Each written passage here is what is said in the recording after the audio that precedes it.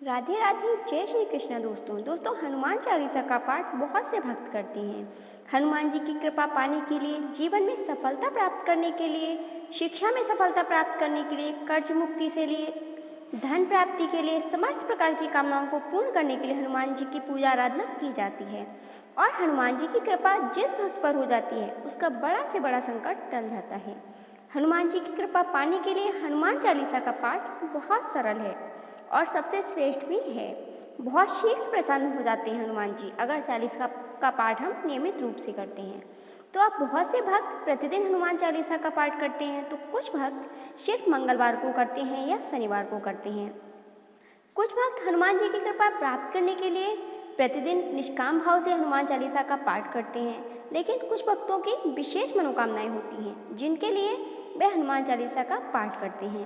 अब कई लोगों का यह कहना होता है कि हनुमान चालीसा का पाठ हम बहुत समय से कर रहे हैं लेकिन उसका फल हमें प्राप्त नहीं हुआ, मतलब हमारी कामना पूर्ण नहीं हुई।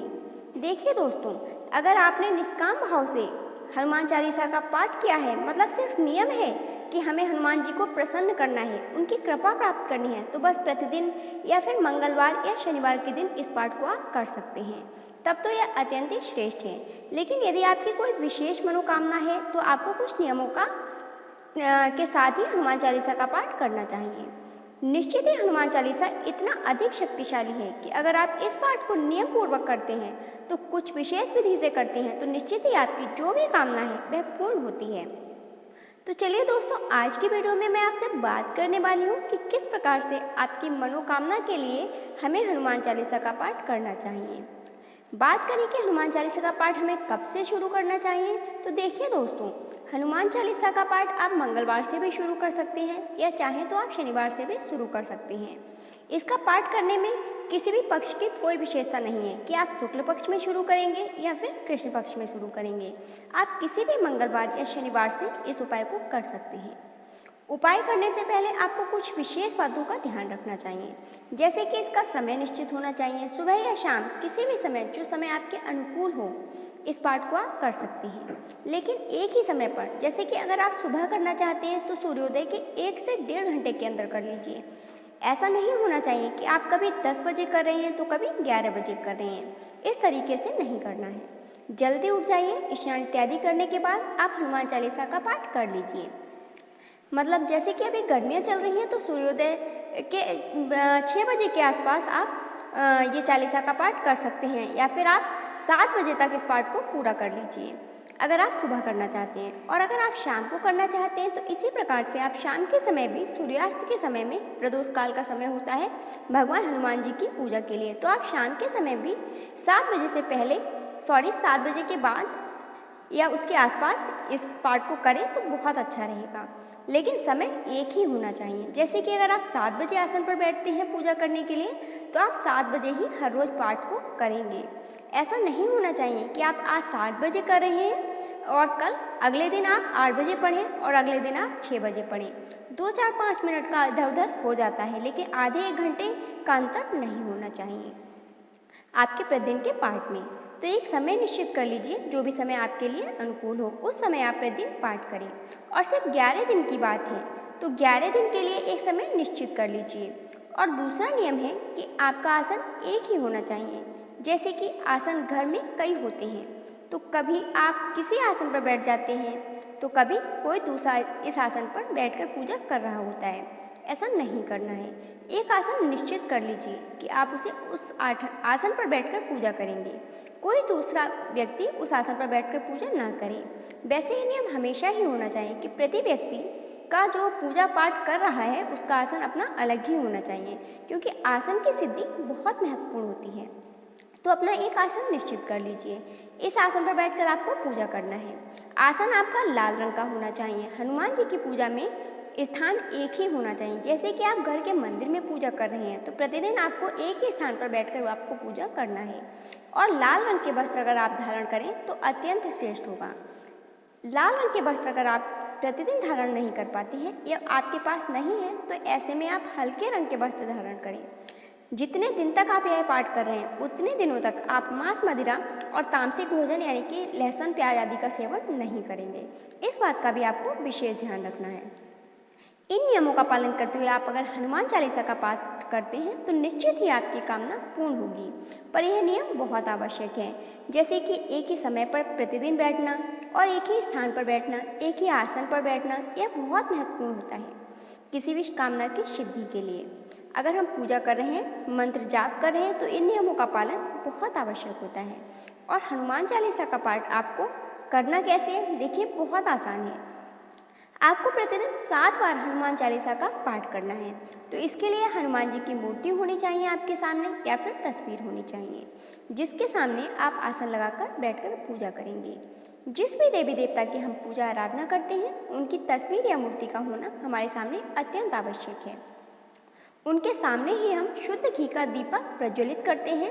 तो आप चाहें तो हनुमान जी के सामने शुद्ध घी का दीपक जला सकते हैं, और नहीं तो आप चमेली के दीपक, जो कि हनुमान जी को बहुत प्रिय है, तो चमेली के तेल का दीपक आप प्रज्वलित कर लीजिए। अब बहुत से लोगों का कहना यह होता है कि दीपक हम आटे का बनाएं, मिट्टी का लें या फिर धातु का लें। तो किस चीज़ का लें? देखिए दोस्तों, इन सब चीज़ों को लेकर के मन में इतना संशय नहीं होना चाहिए। आपके घर में, मंदिर में जो भी दीपक आप जलाते हैं, आप उस दीपक में चमेली का तेल डालें। बाकी जो बाती आप नॉर्मल आप प्रयोग करते हैं, रुई वाली, कोई भी बाती आप डालकर दीपक को जला सकते हैं। हनुमान जी के सामने आप एक तांबे के पात्र में शुद्ध जल भरकर सामने रखें, क्योंकि यह कलश के रूप में हम स्थापित करेंगे। तो कलश में जल भरना है। गंगा जल हो तो गंगा जल भी डाल सकते हैं, थोड़ा सा ना हो तो सिर्फ शुद्ध जल डाल दीजिए। 1 रुपये का सिक्का या फिर 5 रुपये का सिक्का, जो भी आपके पास धन स्वरूप सिक्का हो, उसमें कोई भी पैसा हो उसके अंदर डाल दीजिए और 2 लौंग डाल दीजिए। कलश के ऊपर एक प्लेट रख दीजिए या फिर पात्र रख दीजिए कोई भी, जिससे कि वह ढक जाए, क्योंकि इस कलश को हमें 11 दिन तक रखना है। पूजा के बाद ही हम इस कलश को उठाएंगे। अब कई लोगों का प्रश्न ये होता है कि तांबे का पात्र नहीं है कलश के लिए, तो कौन सा पात्र रखें? देखिए, तांबे का यदि आपके पास कोई पात्र नहीं है तो कोई बात नहीं, आपके घर में उपलब्ध है जो भी पात्र, आप उस पात्र में जल भर सकते हैं। जैसे स्टील का हो चाहे पीतल का हो, जो भी पात्र आपके घर में है या पूजा स्थल पर है, आप उस पात्र में कलश के रूप में जल भरकर रख सकते हैं। अब हनुमान जी के सामने गुड़ का भोग लगा दीजिए। गुड़ का भोग लगा सकते हैं, आप चाहें तो चने का भोग लगा सकते हैं। कुछ लोगों का ये पूछना होता है, ये प्रश्न होता है कि क्या हम भुने हुए चने का भोग लगा सकते हैं? देखिए दोस्तों, भुने हुए चने नमक से बने होते हैं और नमक से बने हुए चने होते हैं, और हनुमान जी की पूजा में नमक का प्रयोग नहीं होता है। गुड़ और भीगे चने का प्रसाद अर्पित कर सकते हैं आप, या फिर सिर्फ गुड़ का भी भोग लगा सकते हैं। आप लड्डू का भी भोग लगा सकते हैं या फिर फल भी अर्पित कर सकते हैं। हर रोज़ हमें भोग अवश्य अर्पित करना है, इस बात का आपको ध्यान रखना है। आप जो भी पूजा करेंगे, जो भी इस उपाय को करेंगे, हनुमान चालीसा का पाठ जो भी करेगा, चाहे वह स्त्री हो या पुरुष हो, अपने मस्तक पर भी आपको लाल टीका लगाना है। यदि टीका आप रोली का तिलक करते हैं तो आप हनुमान जी के मस्तक पर लगाएंगे, तो अपने मस्तक पर भी आपको तिलक लगाना है। और जो स्त्रियां हैं वो इस उपाय को करेंगे तो हनुमान जी के चरणों में सिंदूर आप अर्पित कर सकती हैं। उनके मस्तक में उनका स्पर्श करके तिलक नहीं लगाना है, इस बात का आपको विशेष ध्यान रखना है।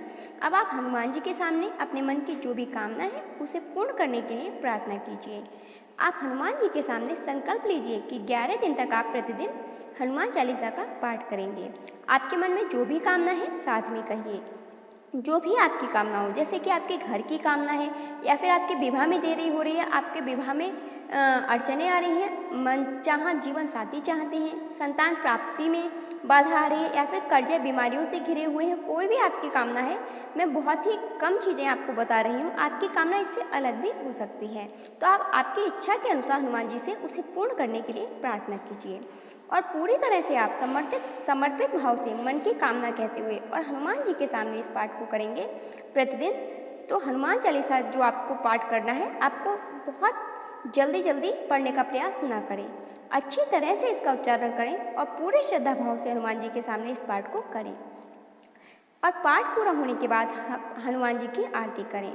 आरती आप हनुमान जी की कपूर से करें, क्योंकि कपूर से आप करने से एक तो मन में नकारात्मक ऊर्जा होती है वो दूर होती है, घर से भी नकारात्मक ऊर्जा दूर होती है, विचारों से नकारात्मक ऊर्जा दूर होती है। प्रतिदिन कपूर से आरती करें।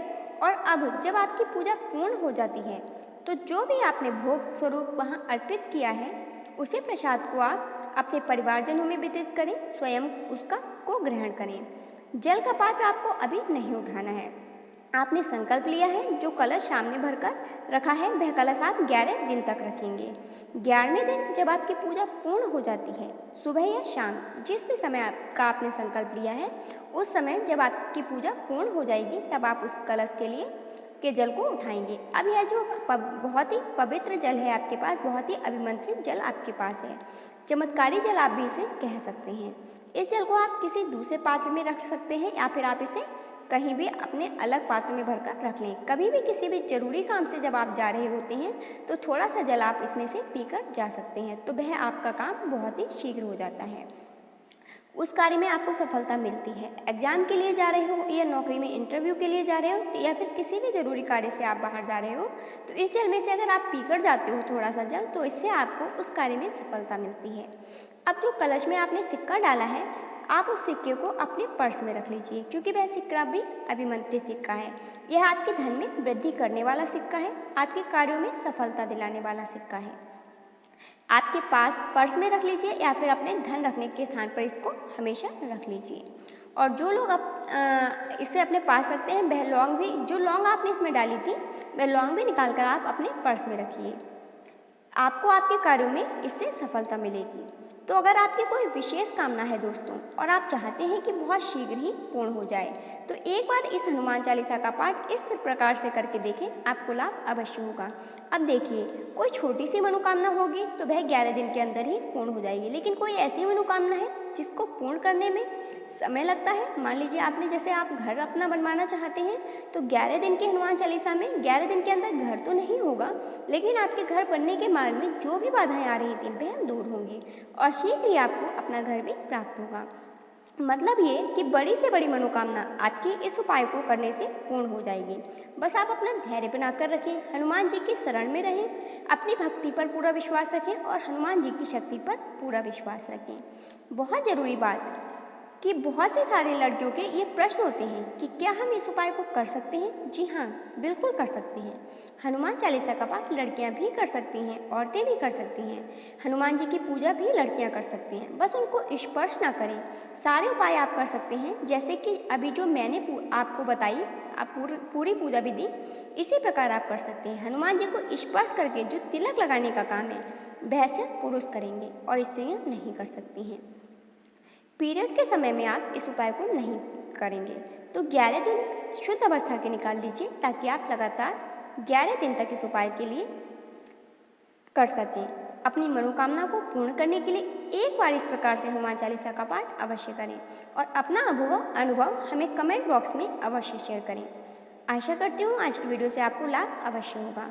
अगर आपको आज की वीडियो अच्छी लगी हो तो लाइक ज़रूर कीजिएगा, अपनी फैमिली और फ्रेंड्स के साथ भी जरूर शेयर कीजिएगा। यदि आप चैनल पर पहली बार आए हैं और अभी तक आपने हमारे चैनल को सब्सक्राइब नहीं किया है, तो आज की वीडियो यदि आपको अच्छी लगी हो तो चैनल को सब्सक्राइब जरूर कर लीजिएगा। तब तक के लिए धन्यवाद।